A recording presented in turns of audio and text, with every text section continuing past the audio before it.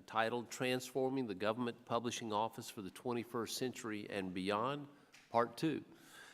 The hearing record will remain open for 5 legislative days, so members may submit any materials they wish to be included. A quorum is present, so we may proceed. Director Vance Cooks, I appreciate your willingness to reappear today as we continue to fulfill our oversight responsibilities. When you testified in May, the committee focused on several topics, and there have been a number of follow-up questions. While GPO responded to the questions with 1,100 pages of material, I might add, a number of them we believe need further clarification and in some cases more direct answers. I'll keep my remarks brief to allow more time for questions and answers. However, I would like to take this opportunity to make a few observations that will help inform our discussion this morning. First, GPO in many ways operates like a private sector business wholly owned by the federal government. With the exception of administering the Superintendent of Documents program, GPO provides products and services to other government agencies and charges them for their products and services. Yet I think it's fair to say technology has definitely impacted this business model. And while GPO has tried to transform itself, it has been hindered by many factors, including outdated statutes. Congress has long been concerned about the impact technological advancements have had on GPO's mission. Over the years, a number of studies have been conducted and recommendations made to modernize GPO. However, none of these reports have really peeled back the layers of GPO to understand its operations in such a way as to make those meaningful reforms. And I look forward to seeing the clarification and additional information we need in order to start making those necessary reforms. Again, I'd like to thank Director Vance Cooks for being here today and her assistance in this effort. I'd now like to recognize my colleague and the ranking member of this committee, Mr. Brady, for the purpose of providing an opening statement. Mr. Brady. Thank you, Mr. Chairman. I want to thank the chairman for calling this hearing, and I want to thank the public printer, Davida Vance Cooks, for making her 3rd appearance before this committee in just 6 months. In her previous visits, I have found Ms. Vance Cook's testimony informative and forthcoming, and I think that demonstrates the leadership and skill set she brings to the government public office. Today's hearing is an opportunity to dive deeper into GPO's response to a lengthy set of questions for the record that were sent after our previous hearing just 2 months ago. Hopefully, we will come away from today with a better understanding of how the agency operates in the 21st century and what resources it needs to continue the high level of performance we have come to expect from the public printer and the GPO. I'm also happy to see our labor brothers here from the Teamsters that are here. Thank you for showing up. Thank you for your interest. And I yield back, Mr. Chairman. Thank you, Mr. Brady. Does any other member wish to be recognized for the purposes of an opening statement? Seeing none, I'd now like to introduce our witness. Davida Vance Cooks became the 27th individual to direct the U.S. Government Publishing Office in 2013. Ms. Vance Cooks is the first woman and African American to lead the agency and has served with a variety of management roles at GPO since you first arrived in 2004, I believe. And we welcome you back, Ms. Vance Cooks. The committee has received your written testimony, and you'll have 5 minutes to present a summary of that. Of course, you know how the drill works on the timekeeping there, and the light will turn red when your time has expired. The chair now recognizes Director Vance Cooks for purposes of an opening statement. Ms. Cooks. Chairman Harper, Ranking Member Brady, and members of the committee, good morning. Thank you for inviting me to join in the discussion of transforming the GPO for the 21st century and beyond, Part 2. As I stated in my hearing, May 17, 2017, on the same topic, the GPO is in a good place, a strong position to meet the needs of the 21st century and beyond. We are a publisher, a print broker, product integrator, and developer of digital information platforms. We are financially strong with clean, audited opinions, and we have worked hard to manage our costs. In FY18, for the 3rd year in a row, we submitted a flat funding appropriation request We are using digital technology to make information more available, improve our products and services, provide better customer service, and strengthen our internal operations while controlling our costs. And these actions benefit our stakeholders, Congress, government agencies, and federal depository libraries. Over the decades, the GPO has been successful in using the framework of Title 44 to introduce new technology and implement new processes to accommodate and support changing stakeholder requirements. The most successful reform effort of the past generation was passage of a simple measure, the GPO Electronic Information Enhancement Act of 1993, codified in Chapter 41 of Title 44, which gave us the authority to implement all of the digital innovations of recent years. To further strengthen the GPO for the first and the 21st century and beyond, I propose a careful and thoughtful reevaluation of all chapters of Title 44 to ensure that federal publications are produced as economically and efficiently as possible, that they remain permanently accessible to the public, and that such provisions reflect the shift toward digital while respecting the role of tangible print. The review of GPO conducted by the National Academy of Public Administration at the request of Congress and released in 2013 found that the agency's mission remains critical to American democracy in the digital age. The evaluation of Title 44 must preserve the substantive provisions of the law that enables GPO to effectively carry out its mission today, while addressing the need to revise the provisions that are no longer necessary in the 21st century.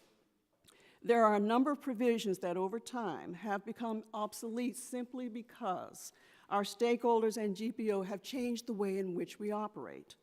For example, in Chapter 11, there is actually a provision specifying the typeface that's required for an annual report, and clearly that is obsolete. Chapter 13 lists specific publications and the amount that we have to print.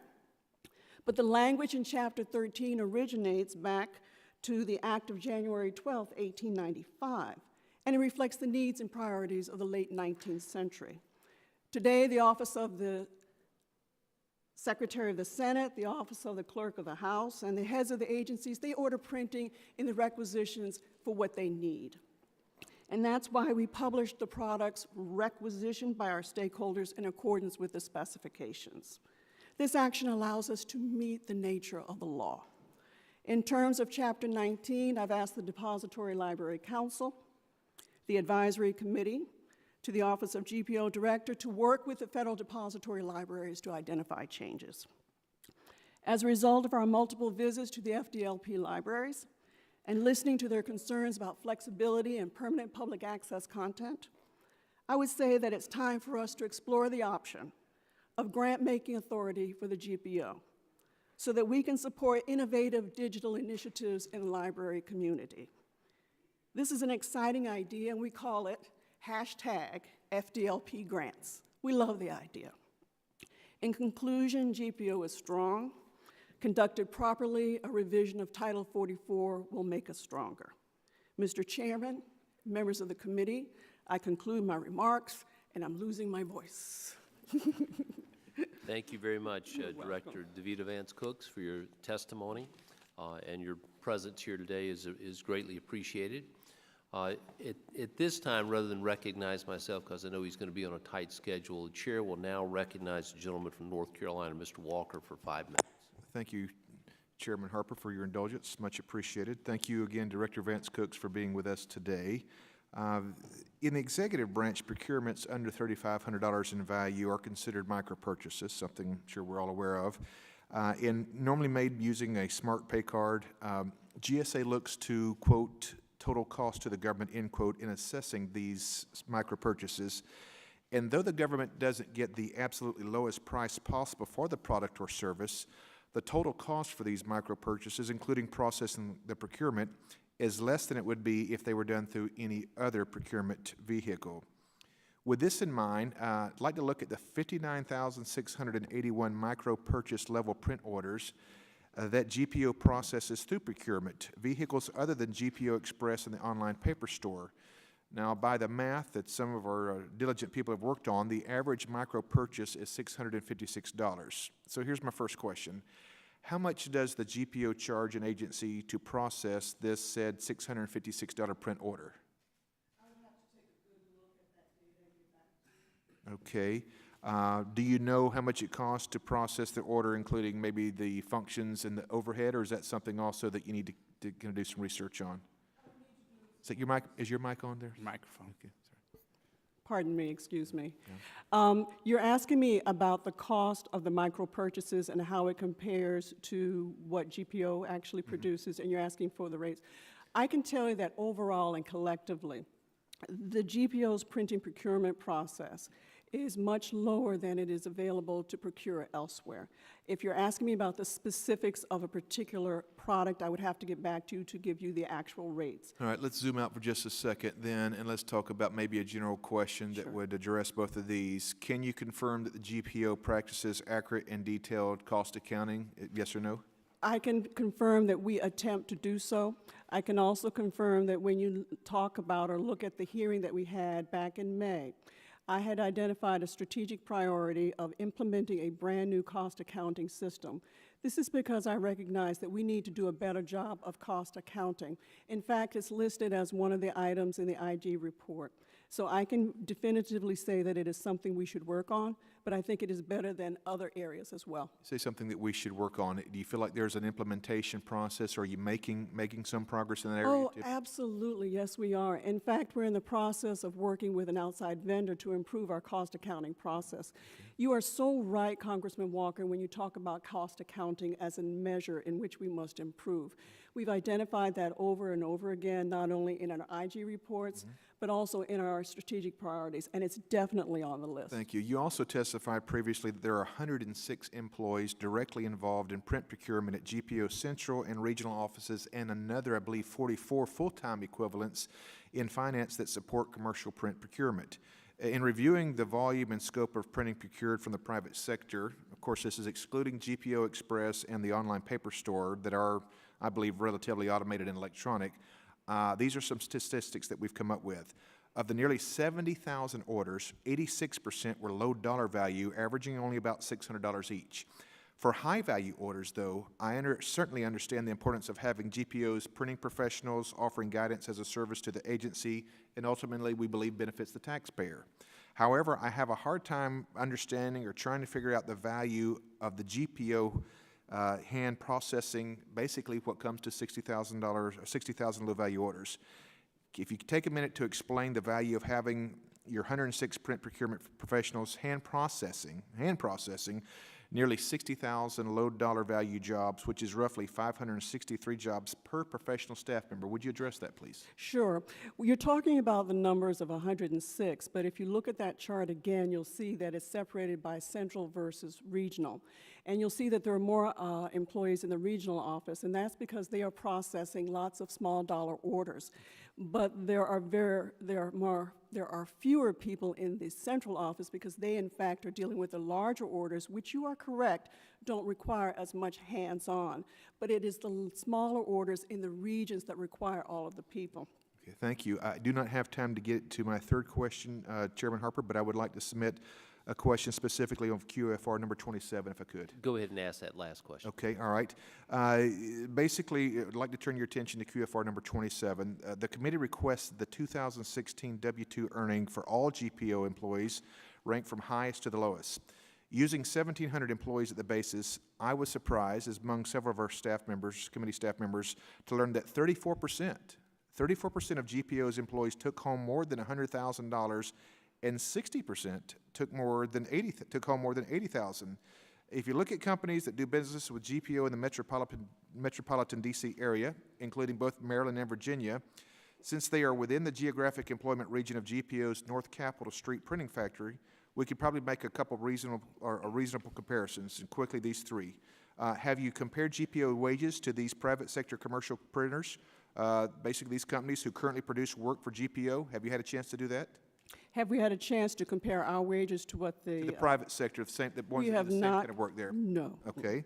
Have you ever benchmarked GPO's operational efficiencies to these GPO contractors? I believe that we are extremely operationally efficient because we are Congress's printer, and most of the work that we're doing is for Congress.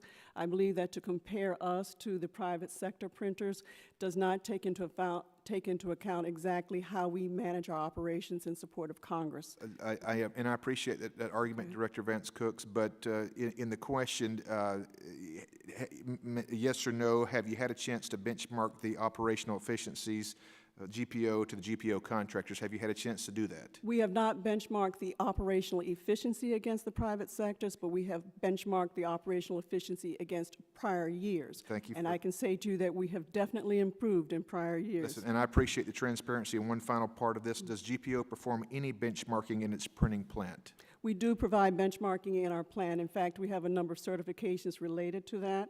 We are operationally efficient. I would like to take the time, if I may, to talk about how different we are from the private sector printers. Because of the fact that we were created by Congress to be Congress's printer, that means that we have to make sure that we have overnight capability, which the private sectors do not. It means that we have to have a direct tie with the congresspeople or congressmen, which they do not. It has to also make sure that we understand Congress's nature, their specific data requirements. We provide a secure facility for them. We have a lot of advantages for being the type of printer that we are, including our COOP redundancy as well as the data management. The private sectors would not be able to take the data that we provide for you and that we produce for you to create the digital repository databases that we do for you to ensure that it is in fact available or the information is available to the public. Private sector printers won't do that. That's what we're paying for. Well, Director Vance Cooks, Thank I you. appreciate your transparency and I Thanks. appreciate the indulgence of the chairman. I yield back. Gentleman yields back. Chair will now recognize Ranking Member Mr. Brady for 5 minutes. Thank you again, Mr. Chairman. Madam Printer, I'm intrigued by your suggestion of providing grants to depository libraries as part of Title 44 reform, and I'm happy to know that the Philadelphia Free Library is a part of that and can be a part of that. Thank you. Can you tell me more about it Tell you more about the idea of the grant authority. and how it works and what it does for them? We are very excited about this. This is a brand new idea for us. And the reason we're thinking about and want to project or want to propose the idea of a grant-making authority is that with all of the visits that we've made to the federal depository libraries, we have identified the fact that they have issues related to permanent public access to content, to flexibility, to a number of services, and they are trying very hard to deal with issues like digital scholarship and digital disruption. We believe that by having the ability to provide grants to them, to develop digital initiatives is going to benefit the information dissemination to the public. And we believe that with the cost savings that we've incurred over time, because right now our appropriations is $117 million. Several years ago, it was $140 million. We believe that with those savings, we can then turn around and grant funds to the federal depository libraries to create wonderful initiatives that will improve our information dissemination. It will, in fact, support the fact that we understand that information dissemination is critical to the American public, and we're excited about it, and we hope to hear from the libraries as well about it. Thank you. I appreciate it. Thank you, Mr. Chairman. Gentleman yields back. Chair will now recognize himself for 5 minutes for questions. Director Vance Cooks, I'd like to direct your attention, if I could, to QFR number 6, in which you testified, quote, "The assertion that it has been a quarter of a century since Title 44 has had a substantial review overlooks the fact that Congress amended Title 44 in 2014 when it changed the name of the agency to the Government Publishing Office." Help me understand how a name change, how that constitutes a substantial revision to Title 44, and is it your testimony that the name change authorized GPO to deviate from its core mission? First of all, the name change for the GPO from the printing office to the publishing office is major. It's major because for a very long time, all the things that people thought about in terms of the GPO is print. They thought that all we could do is print, when in fact we are a partner with our stakeholders, including Congress, to make sure that we can manage the digital transformation. We've worked very hard with Congress through our legislative bulk data task force to make sure we have bulk data available, to develop a digital repository with lots of information about 1.6 million titles. We have in fact become a publisher. We even worked diligently and very hard to expand our product and services portfolio. We can produce ebooks, mobile apps. We can produce so many things that help our partners, our stakeholders, to become, in fact, a publisher. So we are a publisher as far as we're concerned that is major. But the important part related to this question is simply the fact that we believe that we should have, and as I stated in my opening remarks, a complete review of Title 44. We believe that all of those chapters need to be reviewed. And to use your word substantive, it's because we need to separate the substantive from the minor changes. And we believe that those minor changes, sir, sometimes are a distraction. It's the substantive issues that keep us directed towards our mission.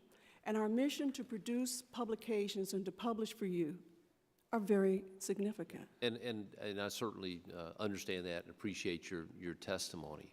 And certainly your view, this was a very substantive change. Mm-hmm. It would appear that a substantive change should come through the oversight committee as well for future things, as opposed to being inserted in language in a conference report in something. So that's one aspect of why we're here today, is to make sure that we're playing it in a way that it works. And so in the future, we would expect that this would be something that would come through the oversight committee, not outside that. And so we would want to look at that as we go forward in the future. Now, one of the questions that I have, when you had previously testified before Congress, this was the quote, said GPO is transforming from a print-centric to a content-centric publishing operation. By 2023, we expect the organization to be fully rooted in a digital strategy with a name change to the Government Publishing Office to fully reflect our expanded capabilities and to emphasize that we are not just an organization that prints ink and on paper. That's it. So what I want to do is discuss the traditional role of the publishing house, and by extension, you as a publisher. So if you'll just bear with me for a minute as I try to go through some thoughts that I had. Once a decision is made to publish a work, there are obviously several next steps. Right. The author may be asked to improve the quality of the work, and the staff will edit the work. Publishers often maintain a house style, and staff will copy, edit to ensure that the work matches the style and grammatical requirements. Editors often choose or refine titles and headlines. It may also involve in editing structural changes and requests for more information. Some publishers employ fact checkers. Mm-hmm. So because time is limited here, I'm just going to ask if you would on these, if you could just reply yes or no on some of these. Does GPO edit for content work submitted by its customers? We do not edit content. Okay. All right.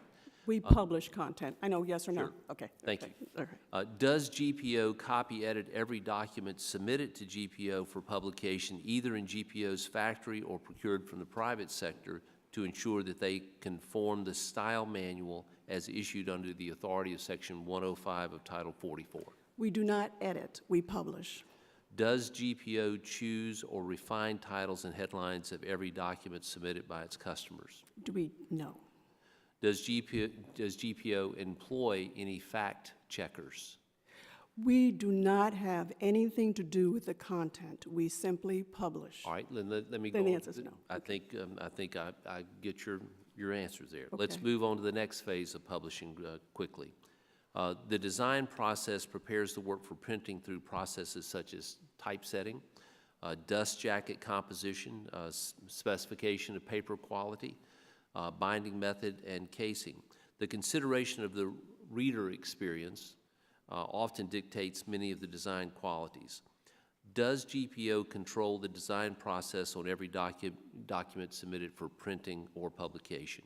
Not for every product, but definitely for some. Okay, and an example of some. What would be an example of some that you do? We have a number of agencies that will submit documents to us through our graphic design area or whatever, and they would ask us to help design the content All right, or design the format. my time is well expired, so I'll now recognize Mr. Raskin for 5 minutes. Can I just pass for one moment? I'm preparing a couple questions. Gentlemen will pass. Thank you, Mr. Chair. And I will go to Ms. Comstock for 5 minutes for questions. Thank you, Mr. Chairman. Turning your attention to QFR number 15D, discussing GPO's role as a government landlord, you testified that upwards of 15% of GPO's building space is leased, and you emphasize the necessity of this non-mission critical business. Could you just help us understand why making GPO a significant landlord is a positive impact when we already have GSA or the architect of the Capitol, whose primary mission is to be a landlord? How does GPO fit into that, and how is it different? What are the overlapping areas, if you could? Sure, thank you. We started to lease space in 2004. And the reason that we started to lease space is that because we have a lot of it. We have about 1.5 million square feet in the buildings 1, 2, and 3, and about 735,000 of that square feet is actually usable office space. We currently lease about 113,000 of it. And the reason that we're doing that is because we actually have the space to give. We lease that space at a market rate that is lower than what the current market rate is. In fact, it's substantially lower. We have been very transparent about this leasing with the Joint Committee on Printing, with the appropriation branches over the years, and also it was mentioned in the NAPA study in 2013.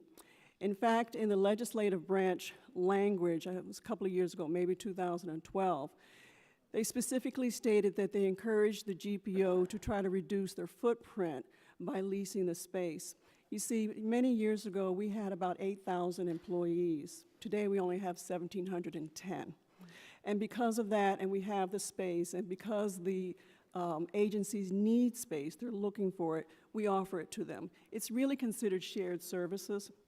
We get about $2.6 million a year from that, and we use that revenue to offset the cost of administration for the building. Only 16% of our budget is actually appropriated. And so that $2.6 million helps us to pay for lights, heat, things of that nature. So that is what we're doing with the leasing. Okay. I hope that answers your question. Okay, thank you. Let's see.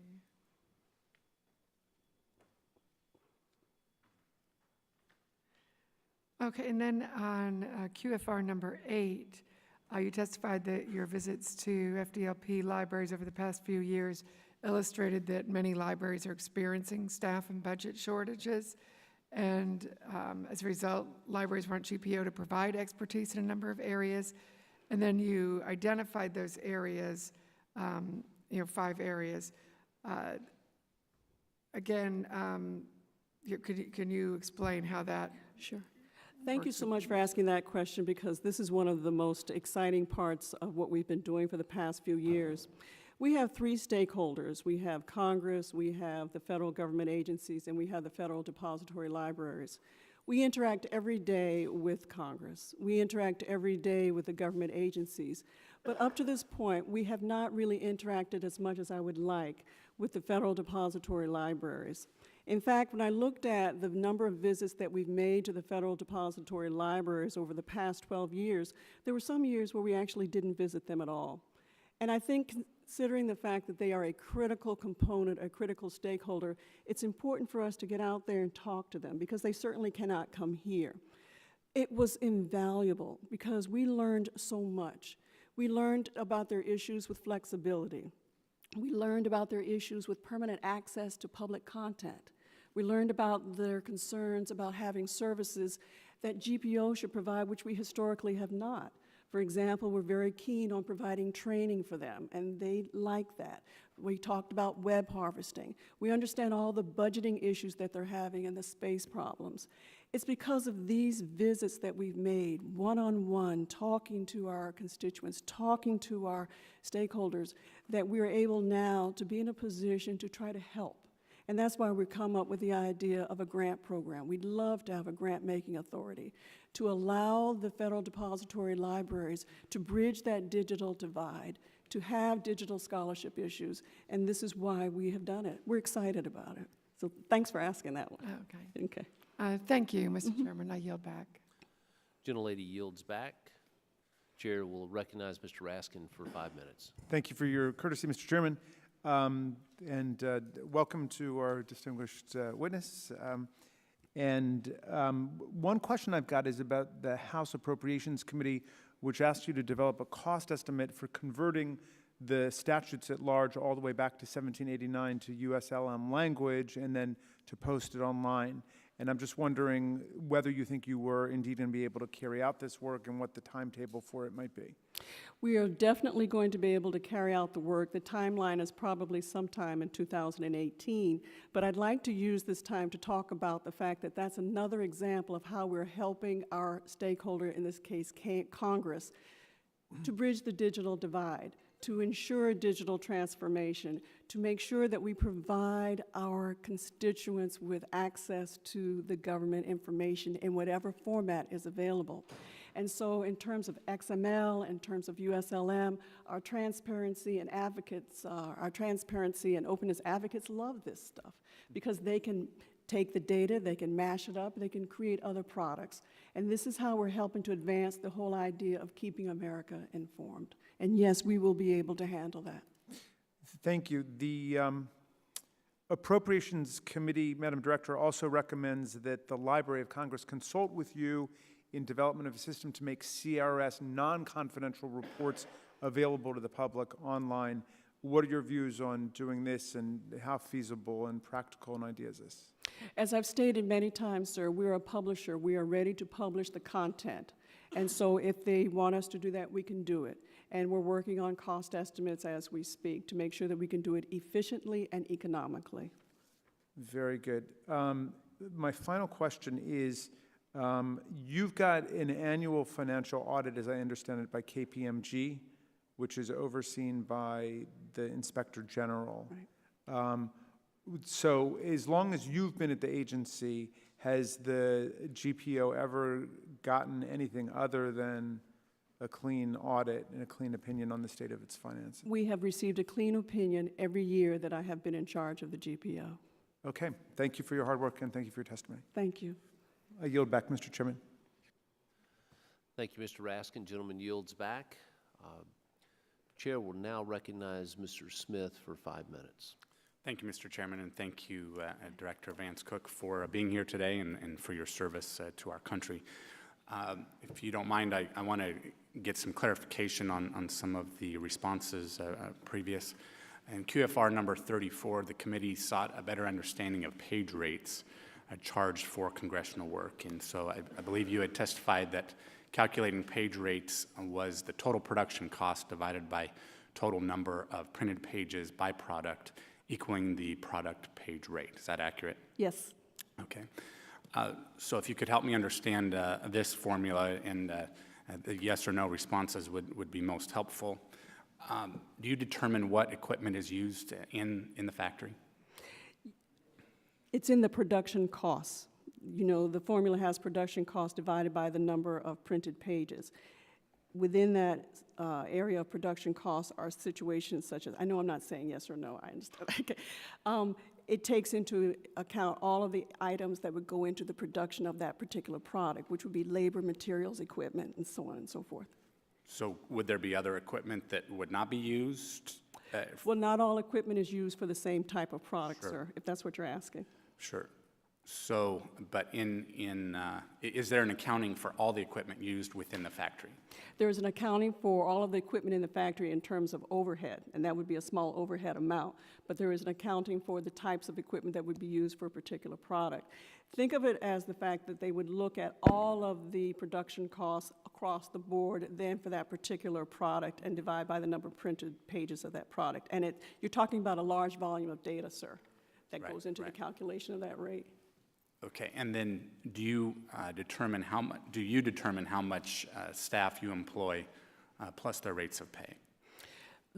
When you say, do I determine, I mean, that's factored in because it's labor, material, equipment, and so on and so forth into the production costs.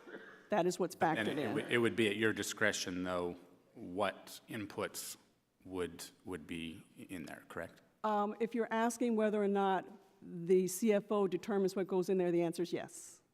Okay. Okay. Okay. Do you determine the level of efficiency of the staff and equipment? It's not that we determine the level of efficiency, it's expected, it's assumed, it's an assumption that's in the rate. Okay. And congressional work is charged the rate then that you determine? Yes, it is. You're talking about the page rate. And if I may, I know, again, I'm not doing the yes or no, I apologize. I try to understand that as well. We haven't changed that rate in years. And the reason that we have not changed the rate or increased the rate in years is because we have been so efficient, which speaks to your earlier issue, that we haven't had a need to do so. And I'm very proud of that. Okay. Now, given, these various aspects of cost and those, obviously, that you oversee, let me ask it just a few more questions about these areas under your control. Do you conduct any time or motion studies to calculate efficiency? We don't necessarily do that as a part of our normal business. We should. I totally agree. Okay. Do you maintain accurate and detailed equipment utilization logs for all equipment in the plant?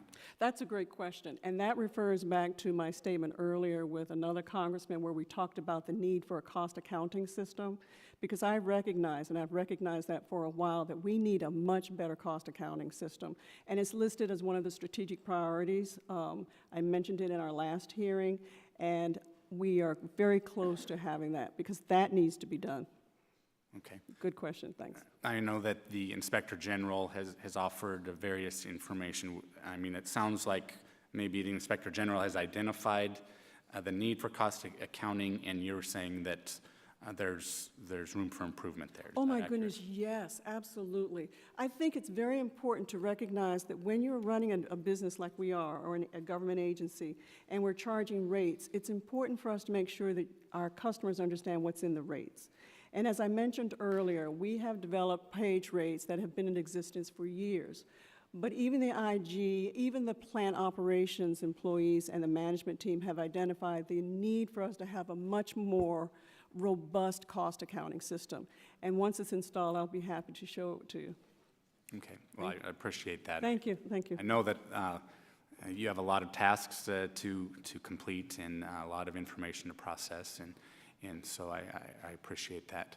Mr. Chairman, I might defer to my second opportunity to continue it unless I have enough time. If you have a follow-up, Chair will recognize you to ask additional. It's not really follow-up, it's Okay. another question. Well, it is follow-up, but in the same vein, but it might take a little more time. If you can sit tight for just a minute. You bet. Thanks. Chair will now recognize gentleman from Georgia, Mr. Loudermilk, for 5 minutes. No, thank you, Mr. Chairman, and Director Vance Cooks. Thank you for being here today. I want to see if you can help me understand a little bit about the official time, its usage, and the way that GPO reports the use of official time. As you know, or I hope you know, that official time has a specific statutory meaning under 5 U.S. Code 7131, which is part of the federal government's collective bargaining system.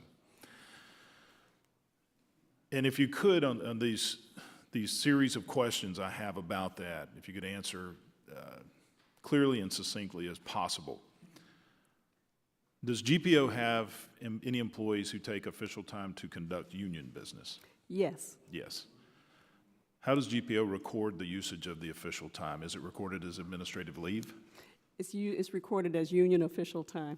It's It's- on our WebTA system. But We have a it- WebTA system. So you're saying it's not recorded as administrative leave? It comes under administrative leave dash union time. So it is. Now, just to make sure I understand here, Yes. is it reported as administrative leave or is it not? It is recorded as union time. Okay, you're not answering my question. Okay, it's administrative leave, right? Yeah, that's right. I was right. It's recorded as official time. So you're saying you do not record it as administrative leave? That is correct. Okay, so for the record, I'm sorry. Okay. you're saying you do not record it as administrative. You need to ask somebody, I understand I that. know I did. Yes, I did. Okay, so it is not recorded as administrative leave. That's correct. Okay. Well, I'd like to call your attention to QFR number 28, in which you testified on the administrative leave usage by individual employees who used more than 1 month of administrative leave during each year from 2007 to present. In your testimony, for the record, it appears, which I have here, that in 2008, 2009, 2010, and 2013, there are several employees who took more than 1 month of official business reported as administrative leave. Did it say that it was official business, or did it say that it was reported as official time? These are reported as, let's see, I according think I to remember, your,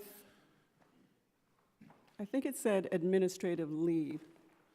let's see, in 2008, official business reported as administrative leave.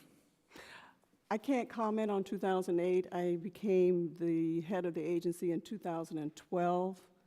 And I do know that we have worked very hard to limit official time.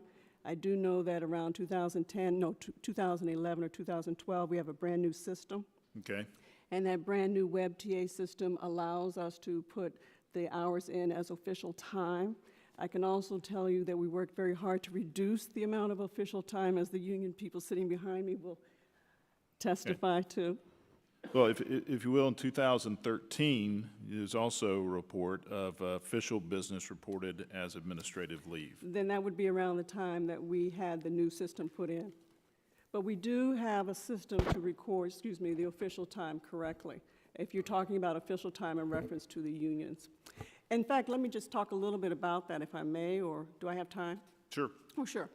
The official time for the unions, we used to have 100% official time for some of our union representatives, and we realized that that was not necessary anymore because we don't have as many employees as we used to.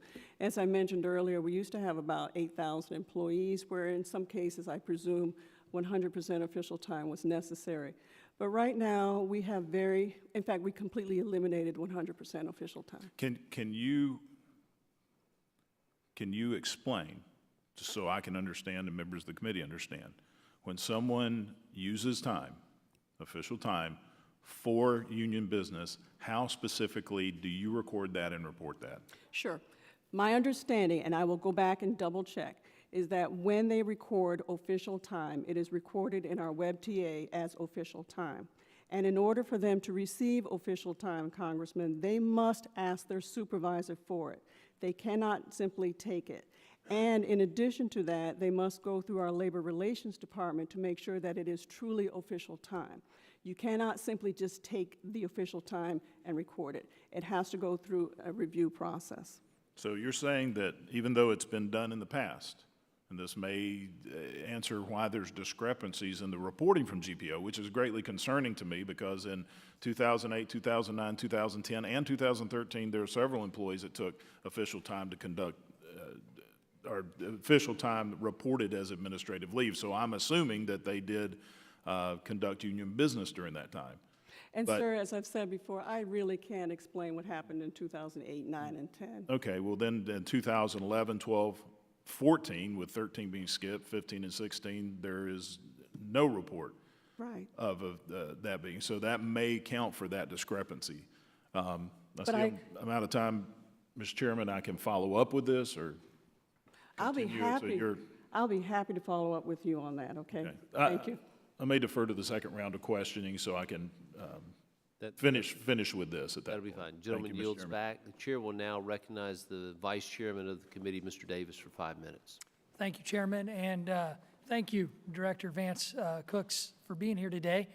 This is your third appearance before the committee this year, and in each appearance, your testimonies included prepared remarks that reference constant dollar valuation as a benchmark for congressional printing expenses.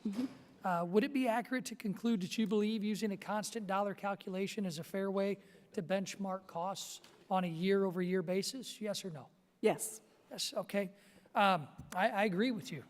A constant dollar calculation considers inflation to determine what something should cost years before, or in many cases, years later. Director Vance Cooks, you often benchmark against FY 1980 because that's when GPO introduced electronic information technologies into the printing plant. So using your preferred benchmarking formula and your preferred benchmarking date, I researched what GPO charged Congress to produce the printed congressional record. Do you know what the page rate charged to Congress for the printed congressional record was in FY 1980? I do not. I didn't know either, but the House Library found GPO's budget submission in the serial set, and the page rate GPO charged Congress was $107.20. And using your preferred constant dollar valuation formula, a page of the congressional record printed using FY 1980 prices as that benchmark should cost $337.52 today.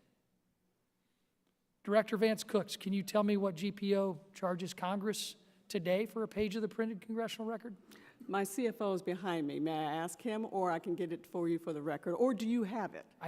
I've got it. Okay, go ahead. See if your CFO actually agrees with me. Okay. It's $929, nearly 3 times the benchmark. Is that correct, Mr. CFO, Ms. CFO? He's back here. That is correct. So it's $929. The introduction of technology over the past 37 years has significantly reduced the cost of printing in the private sector, but not at GPO. Even accounting for inflation, the cost of printing in your plant has increased threefold when it comes to us, when it comes to Congress and others. So explain this to me. It doesn't make sense. Okay. I think the best way to explain it is in terms of the fact that the page rate reflects what it takes to produce the congressional record. And I think the other way to look at it is in terms of what is the appropriation that we request. You see, right now, we're only requesting an appropriation from Congress of about $79 million. This is significantly less than what we requested back in 1980 in terms of constant dollars. So what I'm looking at is, what are we asking you for appropriations? You're looking at the page rate, I understand, but what's the total value of what we're asking? And the total value of what we're asking in comparison to 1980 in constant dollar terms is 70% less than what we asked at that time. That's significant. But also using constant dollars, you're charging Congress per page 3 times as much as you would when taking into account the constant dollar cost today versus FY 1980. My point is, numbers add up, and we want to make sure that we're getting the best deal for us. Sure. And regardless of appropriations requests, we're not the Appropriations Committee. I think that's something we can take up with them. Obviously, we all have our concerns about the appropriations process and whether it works and whether it's not, and frankly, we can address that. But in this case, when you come in front of our committee and use terms like constant dollar, Right. and then we do the calculations, and it's 3 times as much as what it should be, well, I've got a problem with that as a member of this committee, Director, and I think it needs to be taken seriously and addressed by the GPO in the future. And one other question, help me understand the GPO's revolving fund. Okay. GPO's activities are financed through because you mentioned appropriations. GPO's activities are financed through the Business Operations Revolving Fund, which is established in Section 309 of Title 44 USC and reauthorized annually. When Congress established a revolving fund in 1953 with $1 million of investment capital, it was expected the GPO director, through the authority to set prices, would continuously provide working capital for the GPO. The GPO is expected to capitalize at fair and reasonable values the current inventories, plant and building, this is a word I've had trouble typing and saying, appurtenances except building structure and land and other assets of the government publishing office. Further, the revolving loan fund shall be reimbursed for the cost of all services that include charges for overhead and related expenses, including the depreciation of these assets. Is this correct? Yes or no? Yes. Thank you. Director, I now draw your attention to QFR number 57, in which this committee requested that you update the 2013 NAPA report with actual numbers for FY 2014 and FY 2016 and revised projections for FY 2017 through FY 2020. And at the bottom, under agency profit loss, you've recorded the following actual cash value available for investment. FY 2014, $33.399 million. FY 2015, $35.375 million. FY 2016, $37.132 million. And you forecast for FY 2017, $60.115 million. FY 2018, $61.762 million. FY 2019, it begins to go down, $52.341 million. And in FY 2020, it goes down substantially to $32.222 million.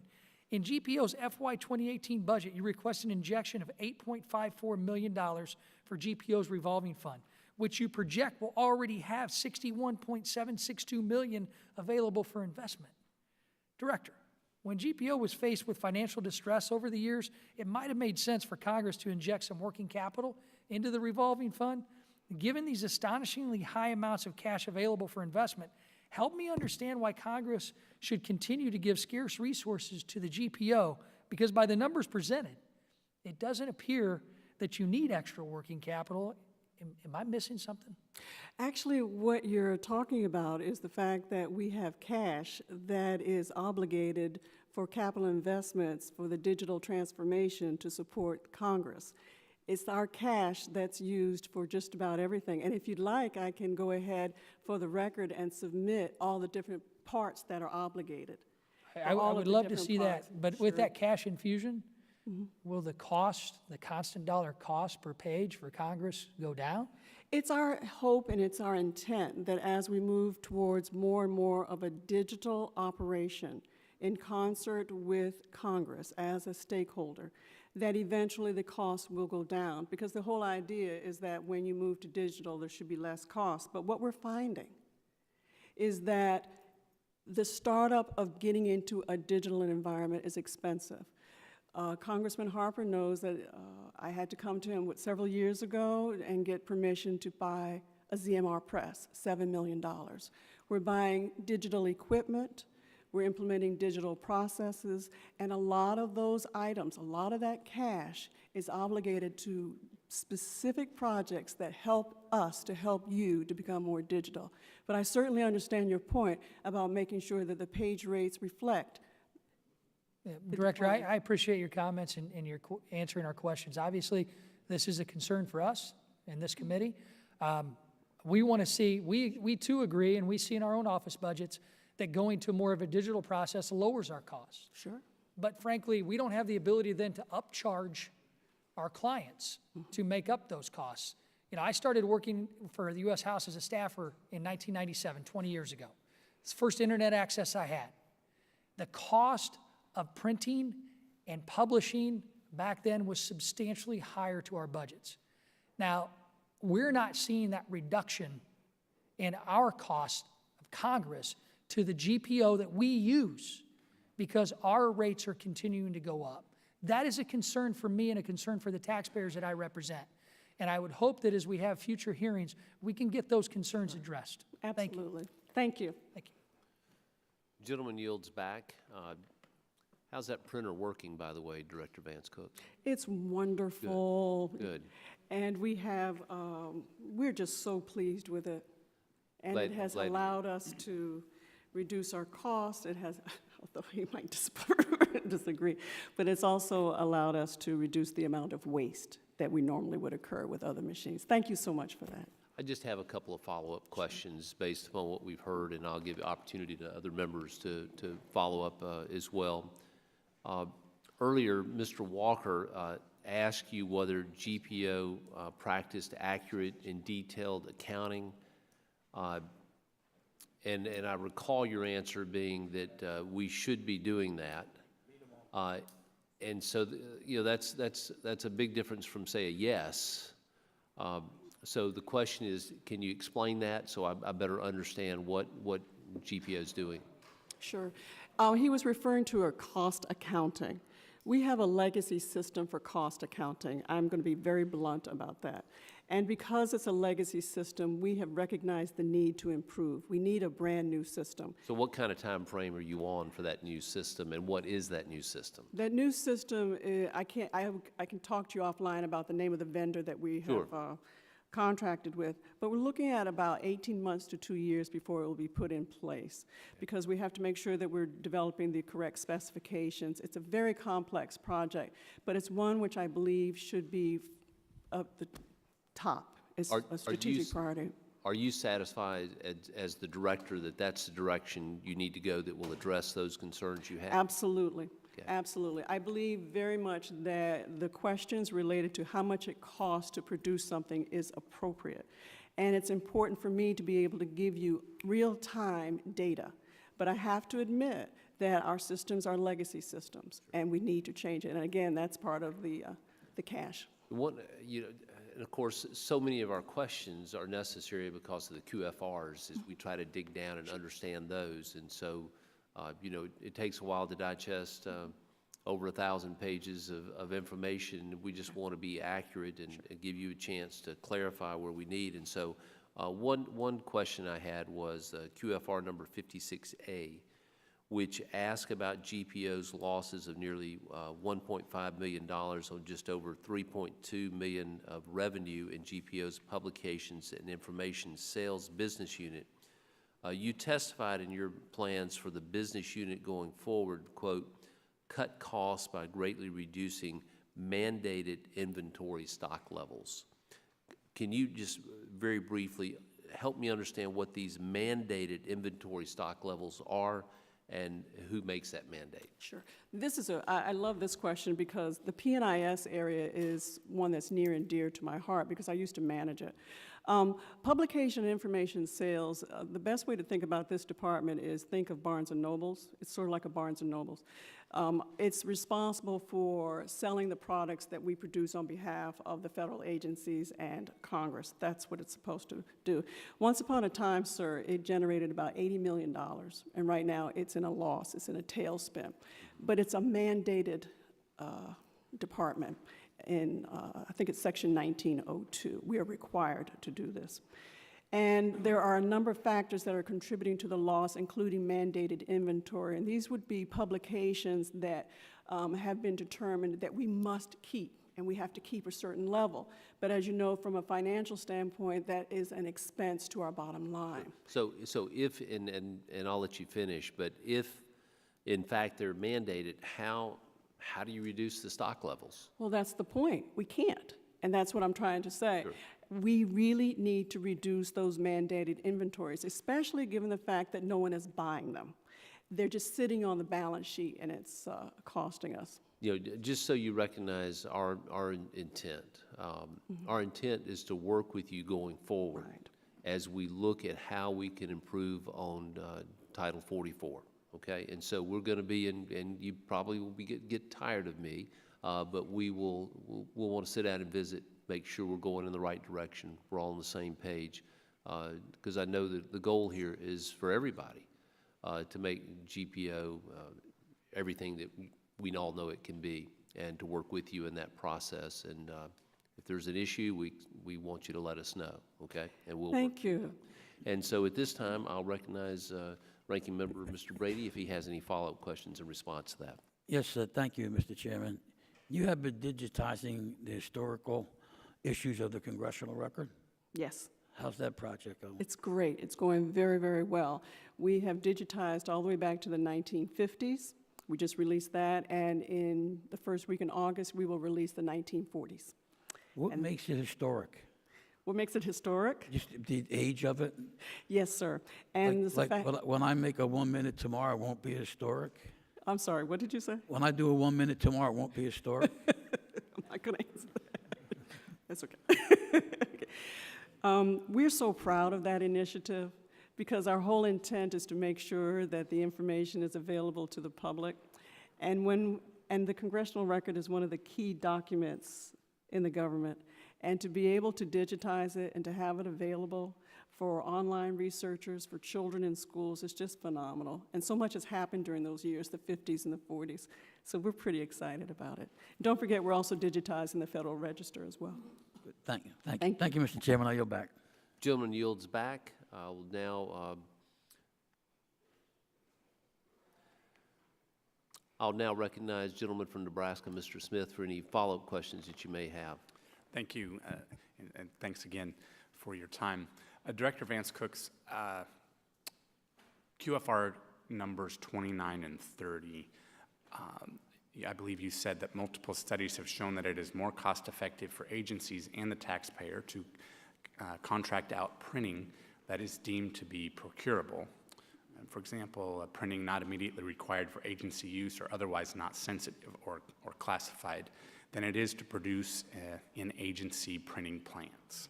Is that accurate? Yes. Okay. You described many reasons why congressional printing should not be procured from the private sector, including, quote, being unable to identify the best procurement vehicle that could be used for each order from the private sector. So if you could help me understand, it seems that on the one hand, there's a suggestion that every federal agency should be using GPO's expertise to procure their printing from the private sector, yet on the other hand, then the same GPO printing procurement experts are unable to identify the best procurement vehicle for any congressional work. Can you elaborate on that? Sure. I'd like to address it in two ways. The first is the purpose of the congressional printing and the purpose of GPO as the printer for congressional publications, and then we'll talk a little bit about the different products that are available, okay? In terms of GPO, GPO is the congressional printer. We are the printer for Congress. We were set up in such a way to support Congress because Congress has a unique schedule. You need overnight capability, you need secure facilities, you need to make sure, or we need to make sure for you that the data that we produce is managed properly in concert with the other government agencies that use the data. We also need to make sure that the data that we produce goes into our digital repository. In this case, it's called FDsys/GovInfo. That information has about 1.6 million titles, which we grow every day. All of that information, all of those services that we provide are critical to Congress. So in order for us to think about procuring some of the products for Congress, you're going to lose all of those benefits, not to mention the cost as well. The second part has to do with the different products. You listed the SPA, the term contract, GPO Express, and so on and so forth. If you really want us to go in and take a look at which of those procurement vehicles would be worthwhile, we can do that, but it takes away from the fact that we are the printer for Congress and we're designed specifically to handle all of the unique requirements of Congress. But the SPA, for example, only goes up to $10,000. A term contract requires something that's of a repetitive nature, and some of those items might work, but then you'd have to deal with which vendor are you going to use. Our job as your printer is to make sure that we're making everything easier for you. And to go back to what the congressman said, we have to make sure that it is cost appropriate and cost effective. So that is my answer. So some of these products that are not time sensitive or classified or even sensitive, is there an avenue for achieving the best cost process? Yeah, as I mentioned a few minutes ago, we could talk to the ordering entity and ask, for example, if you want to have another vendor produce your envelopes, for example, or to produce something else. We could do that. I just want to make sure that everyone is aware of the different vehicles and what they're supposed to be for. And I also want to stress over and over again the wonderful work that we're doing to support Congress and the unique requirements of Congress. I just don't want us to lose sight of the fact that we are here to be the printer for Congress and that the procurement work is for the government executive agencies. That's kind of what I'm trying to explain. I hope I'm... Sure. Well, I appreciate that. Okay. QFR number 36, the committee requested information about the page rate for congressional hearings. And so the May 17th House admin hearing, obviously you testified, has a transcript that is approximately 39 pages long. And the QFR request is approximately 13 pages. Your prepared statement is approximately 11 pages. Your responses to the QFR request run over 1,100 pages. How much will GPO charge to compile, or about how much would you say the GPO will charge to compile and print the record of this important oversight hearing? I have no idea, but I can get back to. It's a good question. Okay. Obviously, we want to be good stewards of taxpayer dollars. I think you do too, as well. So Yeah. I appreciate that. Guess what? Let's talk about that for just 1 minute. Because we were sensitive about how many pages, we sent this electronically, okay? Okay. All right. And it was 10 files long, okay? 10 separate files. Just a little plug for digital, okay? All right. Thank you very much. You're welcome. Thank you, Mr. Chairman. Gentleman yields back. Chair will now recognize Mr. Raskin for any follow-up questions you may have. Mr. Chair, thank you. I just wanted to follow up on the line of questioning that Mr. Loudermilk had begun about the official time thing. I wasn't aware that this was an issue, but if I understand your responses correctly, the official time was being designated as administrative leave before you got there, and then it changed after you arrived? It sounds like it, Yeah. and I'm going to double check that. Yeah. And it's not, I mean, I've been at the GPO since 2004, but I became in charge of it in 2012.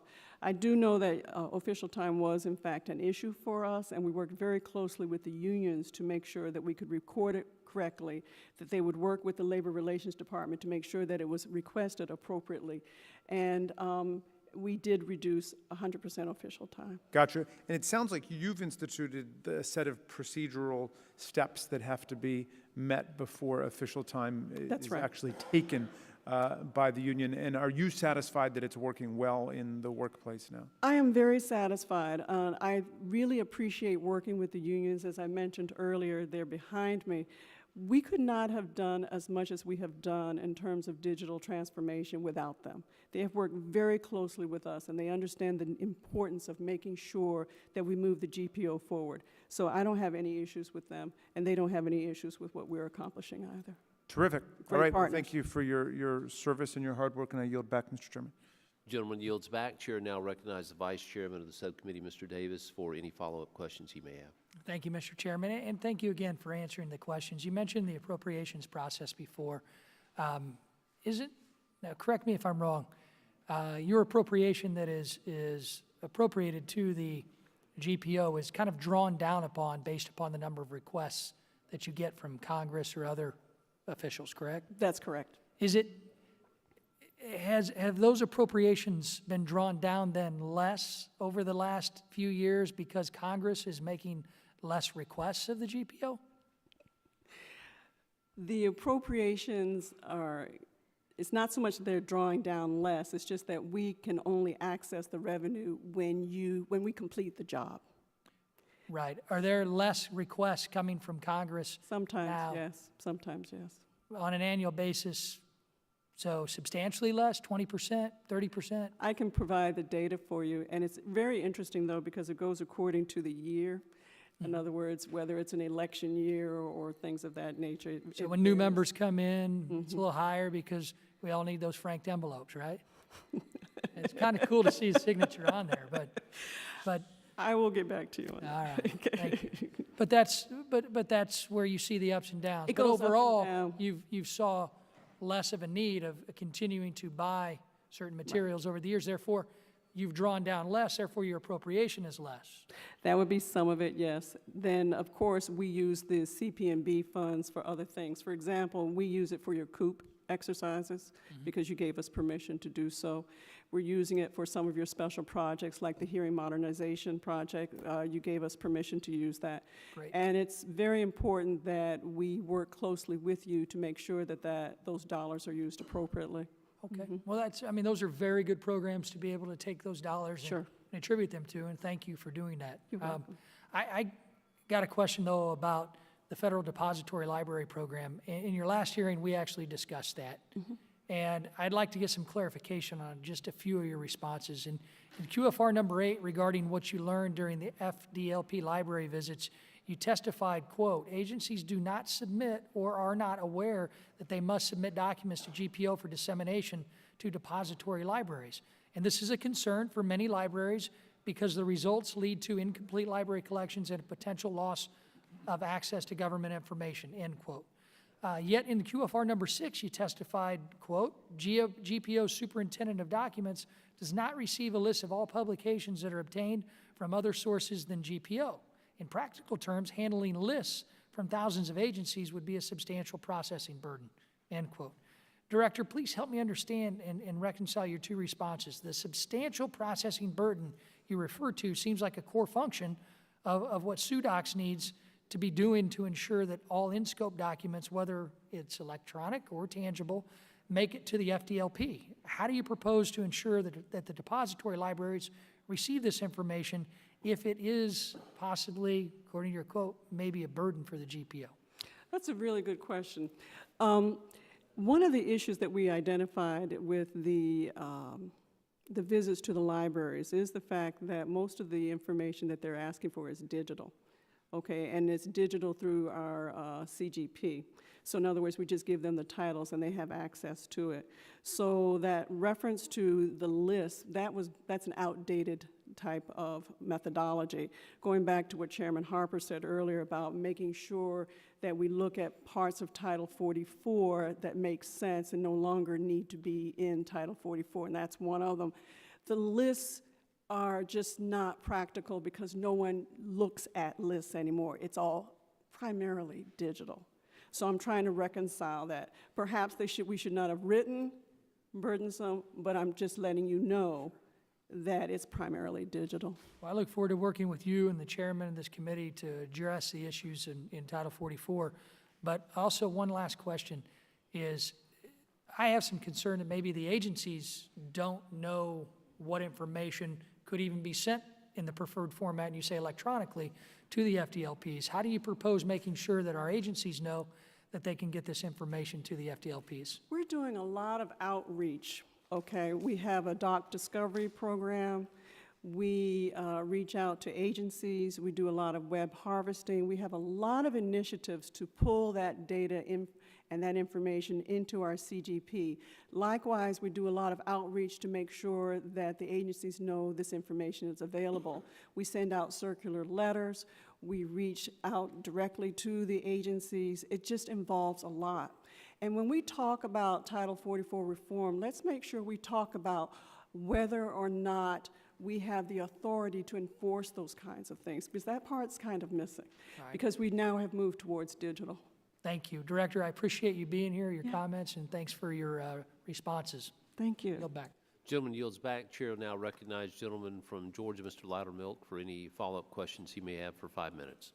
Well, thank you, Mr. Chairman. And, I do have more questions regarding the apparent inconsistencies over time of reporting official time and union activities. And I appreciate Mr. Raskin also heading in that direction, especially when you look at the OPM report of the number of per employee bargaining unit hours is significantly higher in the OPM of 4.23 than the average of the other 62 agencies reported, which is only 2.88 hours. And apparently we spent in taxpayer dollars $291,000, almost $300,000 of salary and benefits on union activities. But because we need to move on, because of time, and I know your time is valuable too, Mr. Chairman, I'll submit those questions for the record, and you can respond appropriately. That way I can also move on to another area, kind of follow up on what my colleague, Mr. Davis, was asking regarding the Federal Deposit Library Program. And I asked you about this in a previous hearing. And this is in response to QFR number 8, regarding some of the things you learned as you visited, and we appreciate you doing that, the FDLP libraries, as I know that you're required to do. And in there you quoted, agencies do not submit or are not aware that they must submit documents to GPO for dissemination to deposit libraries. And as we had discussed, this leaves some very open areas. I mean, there are things that are unreported and not made in publication, and we understand that's a concern. And it leaves basically incomplete library collections. And I'm sure you're familiar with this, the U.S. Government Manual. Isn't that amazing how thick? I know you're doing this digitally now, but just to think that this is basically the phone book for the federal government, and just how massive this is.